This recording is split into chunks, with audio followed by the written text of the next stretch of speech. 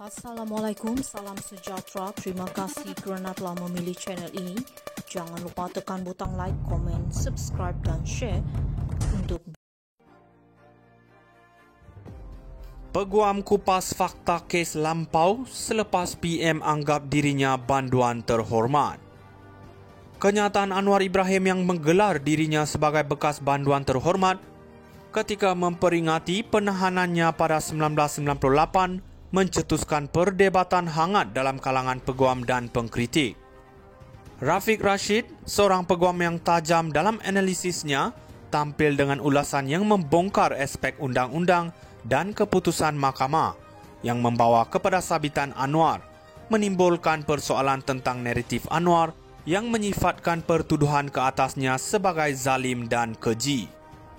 Rafiq secara langsung mempertikaikan pandangan Anwar dengan membawa kembali fakta sejarah, khususnya peranan 8 hakim dalam membuat keputusan berkaitan kes-kes salah guna kuasa dan liwat. Rafiq juga menimbulkan isu berulangannya tuduhan liwat menunjukkan bahawa lebih daripada seorang mangsa terlibat, sekaligus mencabar naratif yang dibawa oleh Anwar. Ini memberi kesan mendalam kepada persepsi awam tentang proses keadilan, terutama di kalangan generasi muda yang mungkin tidak akrab dengan fakta kes. Rafiq juga membongkarkan keputusan Mahkamah Persekutuan pada 2004 di mana walaupun Anwar dibebaskan daripada tuduhan liwat, hakim menegaskan bahawa terdapat bukti aktiviti homoseksual. Keputusan ini yang sering diketepikan dalam perbincangan awam mencetuskan persoalan sama ada pembebasan Anwar benar-benar membersihkan namanya atau hanya sekadar melepaskan beliau atas faktor teknikal. Dalam perbicaraan liwat kedua melibatkan Saiful Bukhari, Rafiq menegaskan bahawa Anwar memilih untuk tidak memberi keterangan di bawah sumpah, satu langkah yang sering dilihat sebagai cubaan mengelakkan pemeriksaan balas. Dalam situasi penuh ketegangan ini, Rafiq menegaskan pentingnya ahli parlimen dan rakyat Malaysia untuk tidak terpedaya dengan naratif dongeng yang mungkin disampaikan. Komen ini menambah elemen kritis seolah-olah memberi amaran tentang usaha untuk memanipulasi persepsi awam mengenai sistem kehakiman negara. Dengan suasana politik yang semakin panas, perbincangan ini membawa kita kepada persoalan sejauh mana kebenaran dapat dilihat di tengah-tengah permainan politik dan undang-undang. Sikap Rafiq yang pedas dalam meneliti fakta undang-undang dan kes mahkamah memberi satu sudut pandangan yang berbeza, membangkitkan persoalan sama ada semua pihak benar-benar memahami kerumitan kes ini atau jika masyarakat telah terlalu mudah mempercayai naratif yang disampaikan tanpa menyelami fakta yang sebenarnya. Peguam kupas fakta kes lampau selepas PM anggap dirinya banduan terhormat. Kenyataan Anwar Ibrahim yang menggelar dirinya sebagai bekas banduan terhormat ketika memperingati penahanannya pada 1998 mencetuskan perdebatan hangat dalam kalangan peguam dan pengkritik.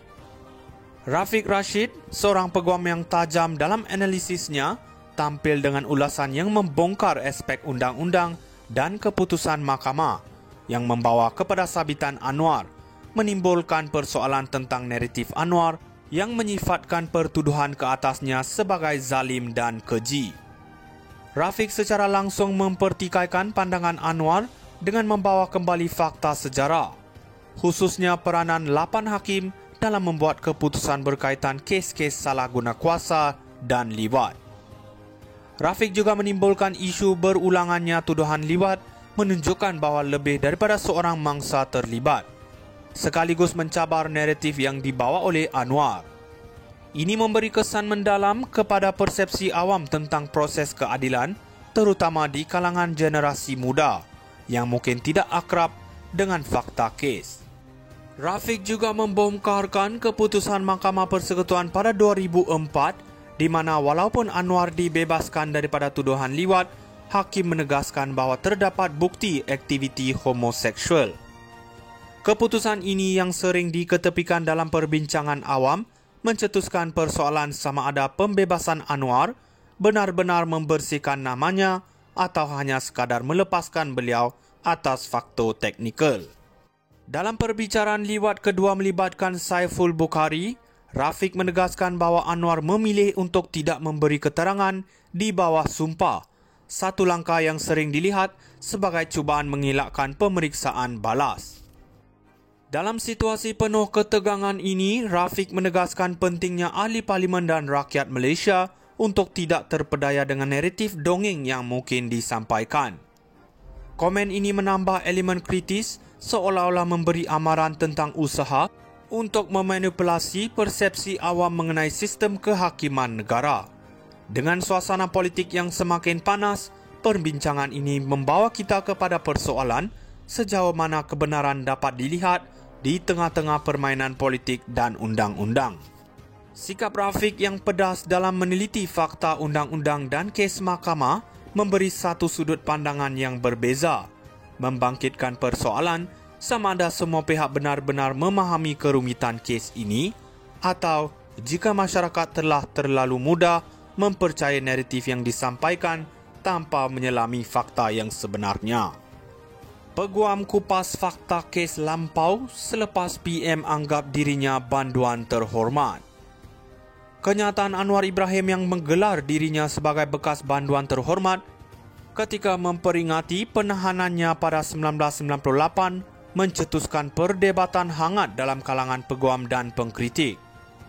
Rafiq Rashid, seorang peguam yang tajam dalam analisisnya, tampil dengan ulasan yang membongkar aspek undang-undang dan keputusan mahkamah yang membawa kepada sabitan Anwar, menimbulkan persoalan tentang naratif Anwar yang menyifatkan pertuduhan ke atasnya sebagai zalim dan keji. Rafiq secara langsung mempertikaikan pandangan Anwar dengan membawa kembali fakta sejarah, khususnya peranan 8 hakim dalam membuat keputusan berkaitan kes-kes salah guna kuasa dan liwat. Rafiq juga menimbulkan isu berulangannya tuduhan liwat menunjukkan bahawa lebih daripada seorang mangsa terlibat, sekaligus mencabar naratif yang dibawa oleh Anwar. Ini memberi kesan mendalam kepada persepsi awam tentang proses keadilan, terutama di kalangan generasi muda yang mungkin tidak akrab dengan fakta kes. Rafiq juga membongkarkan keputusan Mahkamah Persekutuan pada 2004 di mana walaupun Anwar dibebaskan daripada tuduhan liwat, hakim menegaskan bahawa terdapat bukti aktiviti homoseksual. Keputusan ini yang sering diketepikan dalam perbincangan awam mencetuskan persoalan sama ada pembebasan Anwar benar-benar membersihkan namanya atau hanya sekadar